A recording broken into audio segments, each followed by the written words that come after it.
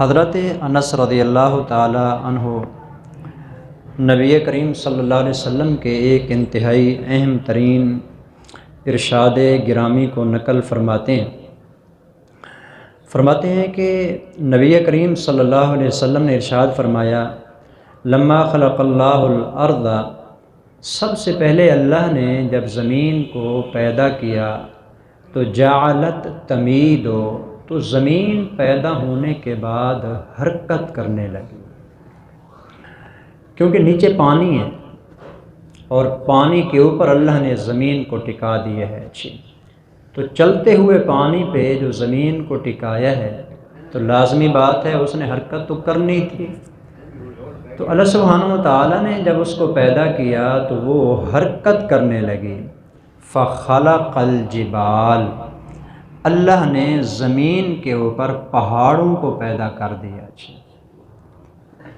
تاکہ میرے بندے جب رات کو سوئیں، دن کے وقت چلیں، کام کاج کریں، کسی بھی کام کے اندر مصروف ہوں، زمین کے بار بار حرکت کرنے کی وجہ سے میرے ان پیارے بندوں کو تکلیف نہ ہو۔ انسان کو اس پریشانی سے بچانے کے لیے زمین جو ڈاما ڈول ہو رہی تھی، حرکت کر رہی تھی، پہاڑوں کو پیدا کر کے اللہ نے زمین کو ایک جگہ پر ٹکا دیا۔ تو جس وقت فرشتوں نے پہاڑوں کو دیکھا نا، فاستقرت، زمین تو ہو گئی پکی جی، اور پہاڑ اس کے اوپر مضبوط ہو گئے۔ پہاڑ اس سے پہلے فرشتوں نے چونکہ دیکھے نہیں تھے، اتنے بڑے بڑے پہاڑ جو فرشتوں نے دیکھے نا، جو پوری زمین کے اوپر بچھا دیے گئے زمین کو مضبوط کرنے کے لیے۔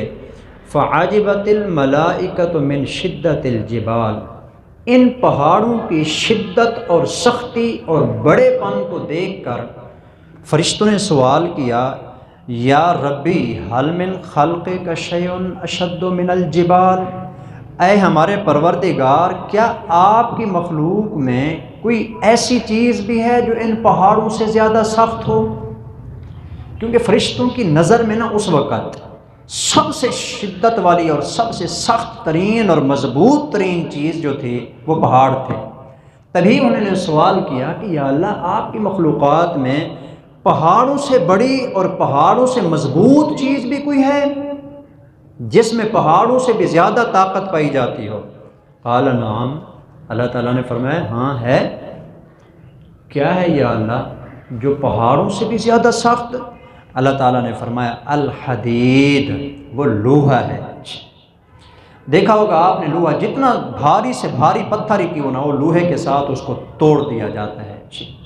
بڑے بڑے پہاڑ ہوتے ہیں، مشینری کے ساتھ، لوہے کے ساتھ اس کو چیر کر اس کے اندر سرنگیں بنا دی جاتی ہیں، اس کے اندر زبردست قسم کے روڈ بنا دیے جاتے ہیں اور بہت کچھ بنا دیا جاتا ہے۔ تو معلوم ہوا کہ پہاڑوں کی شدت اپنی جگہ پر، لیکن لوہے کی طاقت پتھر سے بھی زیادہ ہوتی ہے۔ تو فرشتوں نے کہا، یا رب هل من خلقک شیء اشد من الحدید، یا اللہ آپ کی مخلوق میں کوئی ایسی چیز بھی ہے جو اس لوہے سے بھی زیادہ سخت ہو، لوہے سے بھی زیادہ طاقتور ہو؟ کیونکہ لوہا اتنا سخت جو پہاڑوں کو بھی چیر پھاڑ کے رکھ دیتا ہے۔ قال نعم، اللہ تعالیٰ نے فرمایا کہ بالکل ہے، النار، آگ، جو آگ ہوتی ہے یہ لوہے کو پگھلا کے ختم کر دیتی ہے۔ یہ میری مخلوق ہے، جیسے پہاڑ میری مخلوق ہے، اس سے بڑی سخت مخلوق میں نے لوہا بنایا ہے، اور لوہے کو پگھلا ڈالنے والی آگ میں نے پیدا کی ہے۔ جتنا بڑا لوہا بھی ہو اس کے اندر آگ لگا دو، کچھ دیر کے بعد وہ لوہا ختم ہو جاتا ہے، پانی کی طرح پگھل جاتا ہے، اس کا وجود ہی نہیں رہتا۔ تو فرشتوں نے کہا، یا رب، اے ہمارے پروردگار، هل من خلقک شیء اشد من النار، کیا آپ کی مخلوقات میں سے کوئی ایسی مخلوق بھی ہے جو اس آگ سے زیادہ سخت اور طاقتوری ہو، آگ سے بھی زیادہ شدت اور سختی والی ہو؟ جی قال نعم، اللہ تعالیٰ نے فرمایا ہاں، الماء، پانی، جتنی تیز، جتنی شدت کے ساتھ بھی آگ جل رہی ہو اس کے اوپر پانی ڈال دیں، آگ کو ختم کر دیتا ہے۔ پانی کے اندر جو طاقت ہے نا وہ آگ سے بھی زیادہ ہوتی ہے جی، اس لیے جتنی آگ لگی ہوئی ہو تو اس کے اوپر پانی ڈالا جاتا ہے تو وہ اس کی وجہ سے ختم ہو جاتی ہے۔ فرشتے حیران ہوتے رہے۔ فرشتوں نے پھر سوال کیا، یا ربی، اے ہمارے پروردگار، حل من خلقک شیء اشد من الماء، اے اللہ، اے ہمارے پروردگار، آپ کی مخلوقات میں سے کوئی ایسی مخلوق بھی ہے جو اس پانی سے بھی زیادہ شدت اور سختی والی ہو، پانی سے بھی زیادہ طاقتور ہو جی؟ اللہ تعالیٰ نے فرمایا ہاں ہے، الریح، ہوا، جتنی زبردست قسم کا پانی آ رہا ہو، ہوا آتی ہے اس کا رخ موڑ کے رکھ دیتی ہے، اس کو بکھیر دیتی ہے، اور بعض اوقات ہوا آتی ہے اوپر سے بادل لے کے اور وہ بادل اس پہ برستے ہیں، آگ کو ختم کر دیتی ہے، پانی کو وہاں سے ہٹا دیتی ہے۔ تو ہوا جو ہے یہ ان تمام مخلوقات میں سب سے زیادہ طاقتور مخلوق ہے۔ اب کتنی چیزیں ہو گئی جی، پہاڑوں کا تذکرہ ہوا، لوہے کا تذکرہ ہوا، اس کے بعد آگ کا تذکرہ ہوا، اس کے بعد پانی کا ذکر ہوا، اس کے بعد ہوا کا ذکر ہوا۔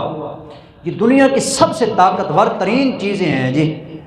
فرشتوں نے کہا یا ربی حل من خلقک شیء اشد من الریح، کیا آپ کی مخلوق میں کوئی ایسی مخلوق بھی ہے جو ہوا سے بھی زیادہ طاقتور ہو؟ قال نعم، اللہ تعالیٰ نے فرمایا ہاں ہے، ابن آدم تصدق صدقۃ بیمینہ یخفیہا من شمالہ، اولاد آدم میں سے کوئی بندہ جس وقت دائیں ہاتھ سے صدقہ کرتا ہے بائیں ہاتھ کو بھی پتہ نہیں چلتا، ان تمام مخلوقات کی طاقت ایک جگہ پر، اس صدقے کی طاقت ان سب سے زیادہ ہوتی ہے۔